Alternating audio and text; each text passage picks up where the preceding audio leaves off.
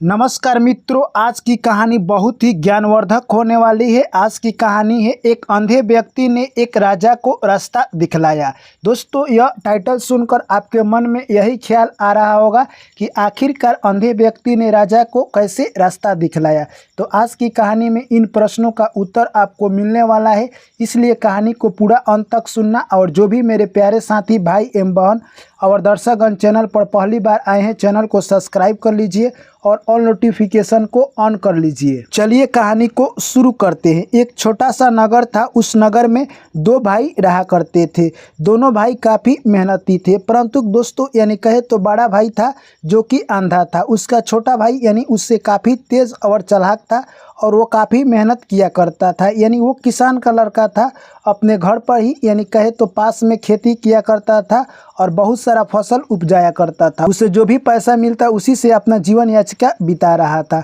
परंतु उसके पास एक समस्या थी कि जब भी वो खेती करता उसके फसल बहुत सारे जानवर बर्बाद कर देते थे। वो सोच रहा था कि अगर मेरी फसल की कोई रक्षा करने वाला मिल जाता है तो हमारी फसल अच्छी होगी और हम लोगों की गरीबी दिन पर दिन दूर होती जाएगी। परंतु उसके दिमाग में एक आइडिया आता है कि हमारे भैया यानी घर पर ही बैठे रहते हैं, अगर मैं इनको खेत में बैठा देता हूँ तो वहाँ पर जो भी मवेशी आते हैं उनको ये भगाते रहेंगे और हमारा फसल अच्छा होगा।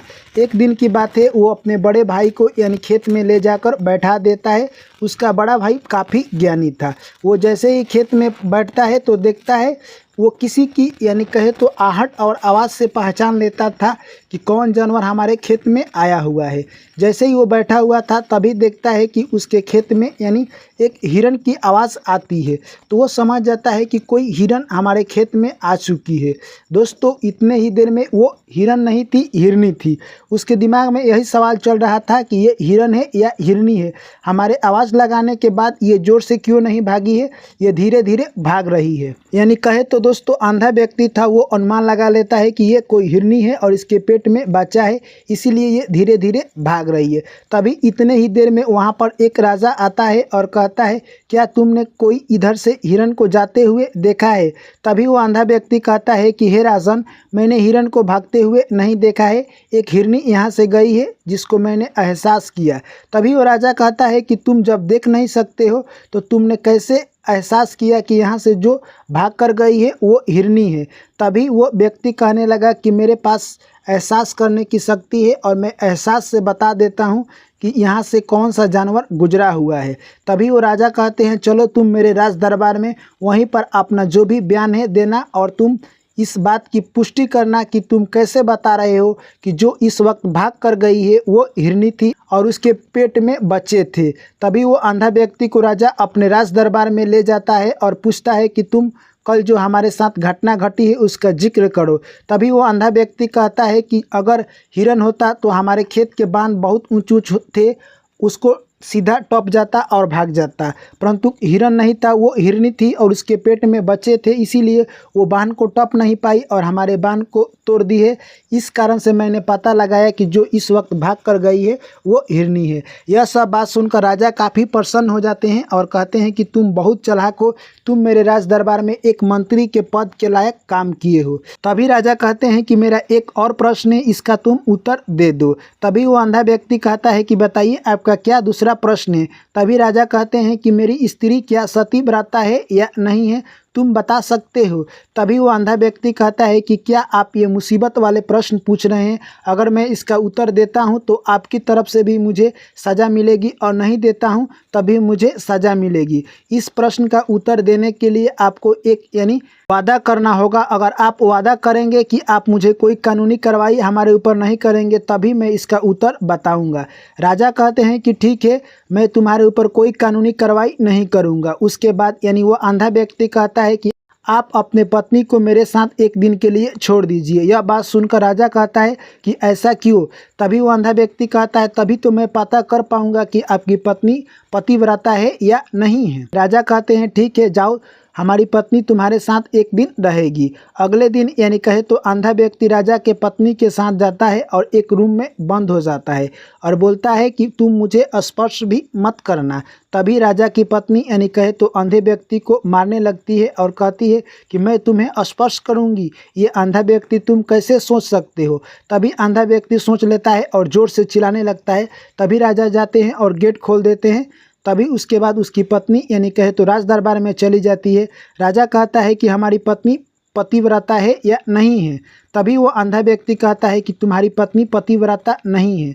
तभी राजा कहते हैं कि आखिर तुम कैसे सिद्ध कर सकते हो कि हमारी पत्नी पतिव्रता नहीं है। वो अंधा व्यक्ति कहता है कि मैंने आपको पत्नी से बोला कि तुम मुझे स्पर्श मत करना, तब तक आपकी पत्नी मुझे मारने लगी। अगर कोई दूसरी स्त्री होती जो कि पतिव्रता होती, मुझे स्पर्श नहीं करती और कहती कि मैं आपको स्पर्श नहीं करूंगी और आपको नहीं मारूंगी, परंतु आपकी पत्नी ने मुझे मारने लगी। इससे उसका साफ मानसा क्लियर है कि वो किसी दूसरे पुरुष को स्पर्श करने में यानी स्वयं इच्छा रखती है।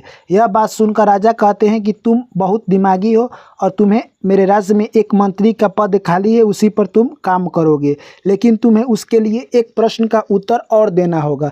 तुम मेरे बारे में बताओ कि मैं कैसा राजा हूँ। तभी वो व्यक्ति कहता है कि मैं आपके बारे में बताऊंगा, परंतु आपको एक शर्त मानना होगा, आप मुझे दंड नहीं देंगे। राजा कहते हैं कि आपको मैं दंड नहीं दूंगा। तभी वो अंधा व्यक्ति कहता है कि आप एक कंजूस राजा हैं। तभी इसी बात पर वो राजा क्रोधित हो जाता है और कहता है कि मैं कैसे कंजूस हूँ। तभी वो अंधा व्यक्ति कहता है कि अब तक मैंने जो भी काम किया है, इन सारे कामों को देखकर कोई भी राजा मुझे बहुत सारा धन दौलत और सोना चांदी देता, वो काफ़ी प्रसन्न होता, परंतु अभी तक आपने मुझे कोई इनाम नहीं दिया है। इस बात से सिद्ध होता है कि आप एक कंजूस राजा है। तभी वो राजा कहता है कि मैं इस बात की पुष्टि चाहता हूं। अगर तुम इस बात की पुष्टि नहीं कर पाते हो कि मैं कंजूस हूं, तो मैं तुम्हारा जान ले लूँगा। तभी वो अंधा व्यक्ति कहता है कि जाओ तुम अपनी माँ से पूछ कर आओ, क्या तुम कंजूस हो या नहीं हो। राजा अपनी माँ के पास मिलने के लिए चल देता है और जाकर कहता है, हे माता श्री, क्या आप बताइए मैं कंजूस राजा हूँ या नहीं। तभी उसकी माता कहती है कि हे पुत्र, तुम जब जन्म लिए थे तभी से तुम कंजूस हो और आगे चलकर एक कंजूस राजा बन गए, क्योंकि तुम्हारे ऊपर कंजूस की छवि पड़ी हुई है, क्योंकि तुम्हारे राज्य में इतना धन दौलत है, तुम किसी को खर्चा भी नहीं करते हो और किसी को समय से देते भी नहीं हो। यह सब बात सुनकर राजा को समझ आ जाता है कि जो अंधा व्यक्ति है सच में ज्ञानी है, उसके आगे मैं नतमस्तक हूँ और वो मेरे राज दरबार में काम करने का लायक है। राजा जाते हैं और उस अंधे व्यक्ति के चरणों में गिर जाते हैं और कहते हैं कि हे अंधे भाई, तू मुझे माफ़ कर दे, मैं राजन तेरे चरणों में बार बार प्रणाम करता हूँ। तभी वो अंधा व्यक्ति कहता है कि हे राजन, आपको मेरे चरणों में प्रणाम करने की कोई ज़रूरत नहीं है। मेरे पास जो अनुभव और अनुभूति है उसी के तहत मैं सभी प्रश्नों का उत्तर देता हूं और मेरा प्रश्न का उत्तर सही होता है। यह सब बात सुनकर राजा कहते हैं कि आज से तुम मेरे राज्य में मंत्री बनकर रहोगे और तुम्हें सारी सुख सुविधाएं दी जाएगी। तो दोस्तों, यह कहानी हमें यही संदेश देकर जाती है कि इंसान के जो भाग्य में होता है वो चलकर आता है, आपको घबराने से कुछ नहीं होगा। जिस तरह से किसान का छोटा भाई काफ़ी मेहनती था, परंतु वो उतना नहीं कमा पाया जितना उसका बड़ा भाई ने कमा दिया। यानी कुछ ही समय में बड़ा भाई ने इतना धन दौलत और नाम और शोहरत कमाया, जिससे कि उनके पूरे राज्य में नाम हो गया। अब वो लोग यानी कहे तो राजा की तरह एक ऐश की ज़िंदगी जी रहे थे और अपनी ज़िंदगी में काफ़ी खुशहाल थे। तो दोस्तों, ये कहानी हमें यही प्रेरणा देकर जाती है कि इंसान को कभी भी पेशेंस नहीं खोना चाहिए, अपने ऊपर विश्वास रखना चाहिए। अगर एक अंधा व्यक्ति पूरे राज्य को जीत सकता है तो हमारे पास आंखें, हम भी कुछ भी कर सकते हैं, परंतु अपने आप पर विश्वास रखना चाहिए और अंतिम समय तक यानी प्रतीक्षा करना चाहिए। तो दोस्तों, ये कहानी आप लोगों को कैसी लगी है कमेंट करके ज़रूर बताएं। जो भी प्यारे साथी भाई एवं बहन और दर्शकगण चैनल पर पहली बार आए हैं तो चैनल को सब्सक्राइब कर लीजिए और नोटिफिकेशन को ऑन कर लीजिए, क्योंकि दोस्तों आप लोगों के बीच ऐसे ही हम कहानी लेकर आते रहते हैं। आप लोगों से पुनः मुलाकात होगी एक ऐसी ही न्यू कहानी में। तब तक आप लोग मुझे दीजिए इजाज़त। सभी साथियों को मेरा प्यार भरा नमस्कार। Thank you, take care, bye bye, जय श्री कृष्ण, राधे राधे।